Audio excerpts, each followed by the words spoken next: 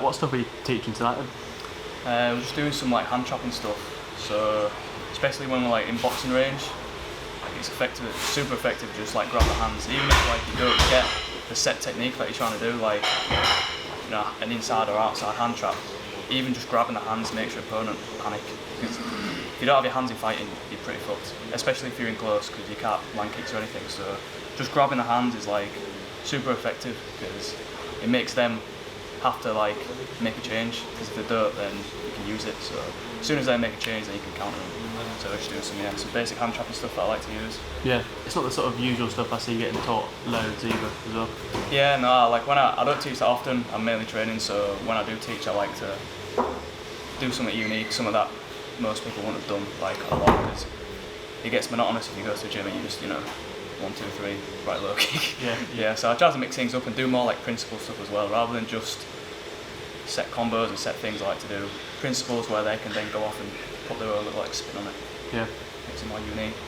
Sometimes I jab out like this. It's even easier if his hands like this, or it's a bit harder if he's got a tight guard, but if his hands like that, I'm going to pump the jab out just so he thinks it's just like a rangefinder. And then as we pump it in, we're going to open our hand, retract, pull the hand down for a 2. So when we touching, touch, pull, 2. You have to pump that jab out, you can't just go straight to it as you'll recognise you're doing it. So you've got to be acting like you're just trying to find your range. Pumping that, pump, 2. Take a little step to the outside as well. So pumping it, in, don't go to grab it, do it on the retraction, so the punch comes in, retract, 2. You put like a 3 to the body or any other combo for more advanced. Touching, hands like that, perfect. 2, 3 to the body, low kick, circle off. 2, body kick. Anything if you're more advanced, but practice just getting that jab in range and then retracting it for the 2. Got it? Cool. Upcoming title fight from AFC. How's the fight coming for this one? Good. I've just started camp pretty much. 8 weeks tomorrow I'll be fighting, so 8 weeks today I'll be weighing in. So yeah, I'm just getting sorted for fight camp, sorted all my like supplements and things, getting my diet back going, bring my weight down, ahead of schedule. So yeah, looking forward to it. I'm excited. Like it feels like the last fight was February 19th, but for some reason it feels like so long ago. I just can't wait to get back in there. There's nothing more I love than fighting, so it's my happy place. When I get back in that cage, I'm happy. So yeah, I'm looking forward to it. Can't come quick enough. Yeah, it feels like ages ago now this fight was announced. It feels like you've been sort of waiting forever. Yeah. There was a lot of talk about it for a long time, and could never get him to agree to a date, which is annoying because I was always ready. I was like, I'll do it whenever. Just give me a date and I'm there. But it wasn't the same on his end, so it took a bit of time getting sorted. But yeah, it's definitely worth it. It's the fight to make. Like, there's only a few more fights amateur that makes sense really. So yeah, it's a good fight. It's a good one. Yeah, I think there's a bit of back and forth between you two on social media beforehand. What was all that about? So he just wouldn't accept the fight. Like he was the champion, and how it was meant to go, he was supposed to. I was injured, couldn't fight because I messed up my hand. He was supposed to fight for the vacant belt against Conor Walsh, which he did, and he managed to win that. And then he was supposed to defend the belt against me in January. And he said he couldn't do that, so then we was like, okay, that's fine. Like January, we'll do it like, I don't know, March, April, February, whenever. And then he was only available in March, which was like the 1 month that he didn't have a show out of the whole like year. So yeah, couldn't end up getting the fight for a while, so I just went back to training and just carried on. But yeah, we finally got it done. I just posted a meme. There was no like shit talk or anything bad. He put "Where's all the talk" on now, but there wasn't really any shit talk. I just posted a meme just to try and get him to fight me because it was annoying me. So, but if I make it public, he's got to like got something to prove. He has to fight me if I make it public. Oh, he looks like he's cooking me. So I just put it out there, and it worked. So yeah. Yeah. What do you sort of make of him as an opponent?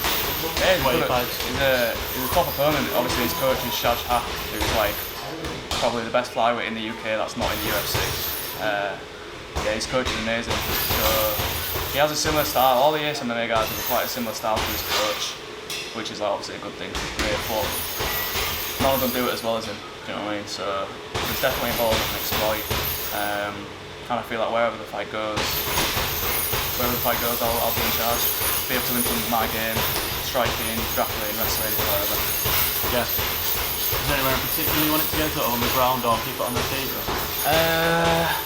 I don't know. I think he'll want it on the ground. I don't think he'll want to stand on me. Just because I've got that power. I think he'll be aware of that. But then I don't know. He might not want to wrestle with me either, because where the back and forth came from was we went against each other in a grappling competition like 2-3 years ago, a long time ago. So obviously we've both changed since then. But I submitted him pretty quick. I don't know. So maybe that's in his head. Maybe he don't want to grapple me, but I don't know. I feel like wherever the fight goes, I'm in control.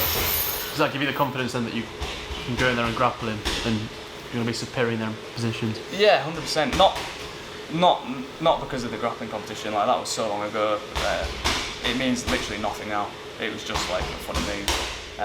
But yeah, that means nothing now. The confidence that I can grapple with him comes from just my training. People I'm training with on a day-to-day basis. Harry and George Hardwick, Abdul Mohammed, all the lads at MFA, North East Jiu-Jitsu, TFT when I get down there. My confidence comes from my training. I just feel like I'm going against better and bigger people day in, day out. So I just don't think they'll be able to handle me. As your jab's already in, then you open your hand, step the foot to the outside, so you go spin off and punch. So only your back leg moves, your front leg stays the same. So inside, in, grab, back leg steps, push on. Keep it straight as well. Don't do it all at once. So you want to wait until that foot's landed. So you want the foot to land first and you jump off the foot. Just do it slow. Yeah, but don't step as much. Just want to take a little step. Watch my feet. And a little short step, and it's not that way. It's just lateral. Getting a bit closer. Yeah, pull that hand down as well. So one more time.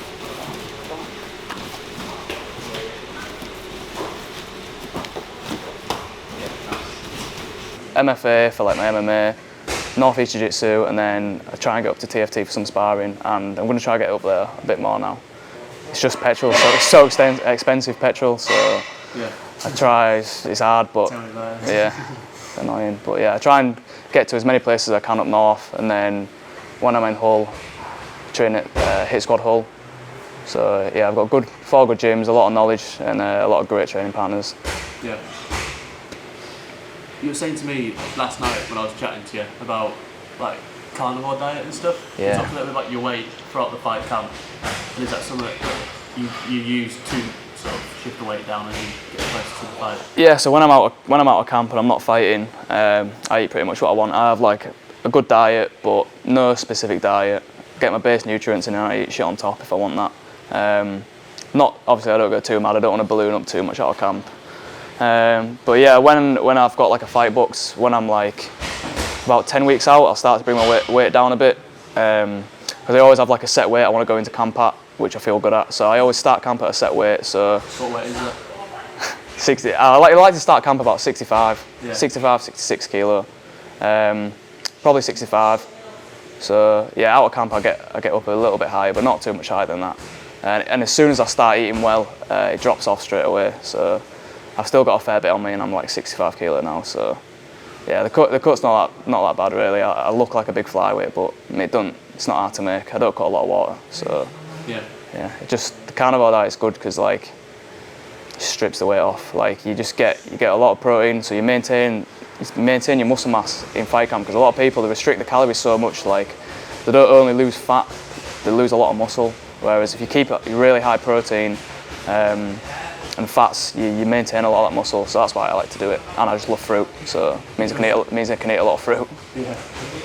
because you think you maintain the muscle because you're keeping the protein high in your diet? Yeah, like it's all about like where your calories are coming from. So if your calories are coming from quality proteins like organs, heart, liver, all them, then you're going to maintain a lot more muscle when you're in a calorie deficit, because you still have that protein level. Like carbs aren't going to make you hold muscle mass, or fats.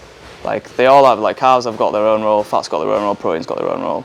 So yeah, just having the high protein levels maintain that muscle in a calorie deficit. Yeah. Block that line, so if you try to throw two here, unless it's to the body, it's not going to connect, because you don't have to block the punch, but if you block the line it's travelling on, it won't get through. So we're going to keep that high, instead of the inside. I'm just going to grab the outside of the glove this time, step off. So if we've done this one and we think he's made the read, back he's going to throw the right hand. Next time instead, is the outside. So he tries to throw the two at any point. Can't. It's almost like the first one where we bring it across his body, but it's kind of just, you just want to be fast with it, you just want to knock it down, and then spring off that foot, coming with the two. Other combos you can put on the end, like 2, 3 to the body, head, leg, 2, shoot, MMA, all kinds of things. If you're more advanced, put some on the end, but if you're not, stick to that. Just the two, springing off that leg. Got it? I've spoken to you recently about obviously say like your cold showers, the sauna, massage. Why is stuff like that important throughout training? Just recovery. Like I train so much, I'd say like 6 to 8 hours a day of my day is dedicated to MMA. Not always training hard, but at least 6 hours a day is dedicated to that. So I like to put a lot of time into recovery. I enjoy it as well. Like I'll train hard, and then if you don't put your time into your recovery, you're not ready for to train hard the next day. You're too beat up. So yeah, I do like cold plunges, sauna, get regular massages, which I'm looking to have sponsors for. So yeah, they make a big difference. Like sauna's great to get your body used to sweating. What are those sponsors? It's basically this guy called Ian Lupton in Hull, who's amazing, and then Deep Needs Therapy in Teesside. So wherever I go, I've got people looking after my body, which is a massive advantage. And then a sauna as well. It's great for cardio, just good for recovery. And then cold plunge as well, just to get down the inflammation. And I just enjoy it. Like I like to feel like I'm doing something. I feel lazy if I'm just sat doing nothing. So I'd rather be doing something towards my goals. Yeah. Do you focus on your breathing whilst you're in the sauna? Yeah, like something I'm big into as well is like breath work. I do it in the sauna, but sometimes it's too hot to breathe through my nose, like frigging burns. So I need to get some Vaseline or something. But yeah, I do control my breath. Like to control my breathing there, because if not, you just start not panicking, but you can't stay in there for a long time if you don't control your breath. Yeah. Injury prevention is something you know a little bit about, because was it chiropractor you studied at uni? Yeah. So I've done a first year in physiotherapy. And then I wanted to change to chiropractic, and then I've done another first year in chiropractic. So I've got 2 years of like education, all to do with like recovery, knowing my body. Obviously I've dropped out now to do MMA full time, but I've still got that knowledge. So I didn't finish them both. Nah, neither of them. No, 0 for 2. But yeah, the knowledge has still obviously massively helped me. So yeah, I know my body. I know what's going wrong with it. If I can feel it early, and I can correct it. So I tend to stay pretty uninjured most of the time. Knowing it a bit more than the usual bro science. You see like Yeah. and stuff. Yeah, I'm big into like the science side of it. I train my brain as well. So yeah, the more knowledge I've got, the better. Yeah. We'll talk about that then, like dropping out of uni this year. Yeah. Focus on just training all the time. Yeah, it was a big thing. Like my last fight camp for Sheldon Ryan, I was in camp and I was doing my exams at the same time, and I managed to do it. And at the time, I didn't think it was that bad. Like I was surviving, but like I would wake up, go to uni, come home, train, go back to uni, come home. For like I'd have like an hour, and I'd probably be doing something in there. Then I'd get to the gym, train, and sleep, and I just had no time for like myself, which some people can deal with, and I could at the time, but like I didn't realise how much happier I would be without it, and how much more I'd enjoy the training, because it's not, don't feel like a chore. Like it almost felt like a chore sometimes because I have absolutely no time for myself to just relax. So yeah, now I can just put more time into my training, can actually get proper rest, and I can, in that, I still don't have much time because a lot of it is spent training and recovering, but in that time that I do have, I can use that like to learn more, progress, and do like online training as well. Like watch some instructionals, watch some fights. So yeah, I've been way happier in my training. I think a happy competitor is a dangerous competitor. Yeah. You mentioned that last fight against Sheldon. How did you feel about that fight? What are some of your takeaways from it? Yeah, I feel like I fought the perfect fight really. I got hit hard once. He only hit me with really one big shot. So, and he's like a big, powerful flyweight. So yeah, I had to be wary. Like I had to be on my bike because he was coming in with some big combos. And I know he's a heavy wrestler, so I had to keep my range right. And I just didn't want to make any mistakes. And I wanted that experience of going 3 rounds too, because most of my fight, all my wins before that were stoppages. So. I was going to say, was that disappointing not getting a finish, or was that just something? No, I was buzzing. I almost didn't want the stoppage. If I got another stoppage, like obviously I would have been happy, but I wanted that experience with someone of his level. Like Sheldon was the guy in the whole of the UK scene that I held the highest. Like I thought he was the toughest fight for me. Like matchup wise, like everything, physicality wise. I thought he was the top guy. So getting three rounds experience against him, I think is massive. And I know how to pace myself. I know how I'm going to feel in the 3rd round. I know how to take advice in between rounds. And going the distance, it was just nice for once. But now that I've got that experience, I don't need to get that experience anymore. So I'm definitely coming back for them finishes. Yeah. Once again, this next opponent, do you feel like this is the next toughest guy you could be facing? I think there's 3 fights that I want. I want Shawon, who I'm fighting in August. I want Connor Walsh, who I think I'm fighting him in December. And then there's a kid called Tommy Clark, who's from down south. But they're the 3 guys that I would hold the highest.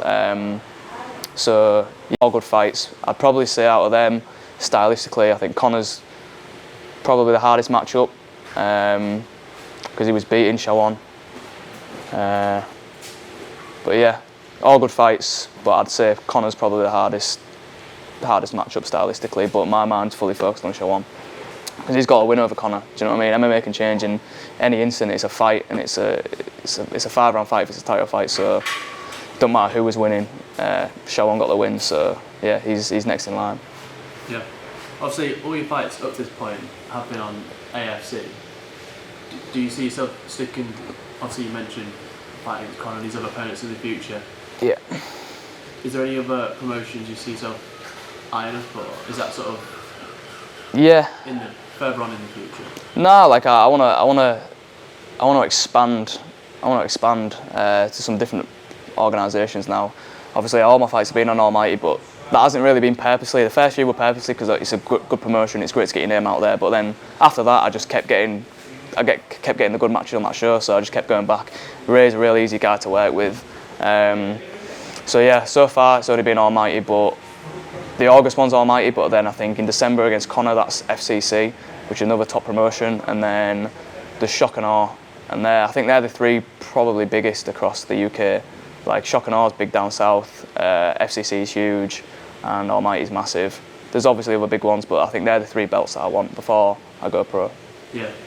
With that big picture stuff now, do you see yourself turning pro anytime soon? Yeah, so like I've got it all planned out. I've got it all planned out at home. I want to have 3 more fights: Shawon, Connor Walsh, Tommy Clark, IMAFs next year, and then pro when I'm about 22, 23. There could be more matchups. If someone comes up and I think that'd be a great fight to have before I go pro, then I'd do it. But at the minute, that's where my mind's at. 3 more IMAFs, World Championships, something like that, and then pro. Yeah. Can I get a prediction for you off this upcoming fight? Yeah. I think I'll finish him in 3 rounds. Definitely. I think he'll be nervous. He'll be nervous in the first round. Probably feel him out, but I think I'll have a lot of anxiety. I think I'll be able to capitalise on it. I think I'll make a mistake early. And I see myself finishing him, definitely. But I'm ready to go 5 rounds. I'd be happy if it goes 5 rounds. I'm not going for the finish because, like, in the past against Sheldon Ryan, against Alan Barron, the fight that I lost, that was the only fight that I've come out and tried to finish someone, and I lost. So yeah, I'm not coming out for the finish. Just going to go in there, be myself, just be reactive. But yeah, I see me getting a finish in this fight, definitely. Why do you have that confidence? Where does that come from? Just my training. Like I train so hard, and I thoroughly believe I'm the strongest flyweight about. Sheldon Ryan was probably the only person that I thought could have been a stronger flyweight, but I manhandled him, really. Completely out-wrestled him, and that was his strengths were meant to be his wrestling. So yeah, I think I'm the strongest, fastest, definitely most powerful flyweight there is, especially on the amateur scene. Some obviously powerful pros who are a bit older than me, but my age on the current scene, I'd say I'm definitely the most dangerous guy out there.